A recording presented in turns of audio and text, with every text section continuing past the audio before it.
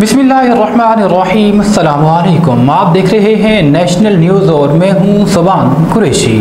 खबर शामिल करते हैं चिश्तिया से। हमारे नुमाइंदे मोहम्मद याकूब पराचा की रिपोर्ट के मुताबिक रोज़ बरोज़ बढ़ती महंगाई से लोग बेहद परेशान हैं। सफ़ेद पोश तबका हजरात भी मुश्किलात का शिकार होने लगे क्योंकि गरीब तो पहले ही मर चुका है। ट्रांसपोर्टर हजरात ज़ायद किराया वसूल करने के साथ साथ ओवरलोडिंग भी करते हैं। ट्रांसपोर्टर अमला से किराया बढ़ने के बारे में मुसाफिरों ने पूछा तो उन्होंने बताया कि रोज़ बरोज़ पेट्रोल और डीज़ल की कीमतों में इजाफे से ये सारी सूरत हाल पैदा हो रही है। अवाम उन्नास हुकूमत से मुतालबा करती हैं कि महंगाई के जिन को कंट्रोल किया जाए और गरीबों पर पेट्रोल बम ना गिराया जाए ताकि अवाम सुख का सांस ले सकें।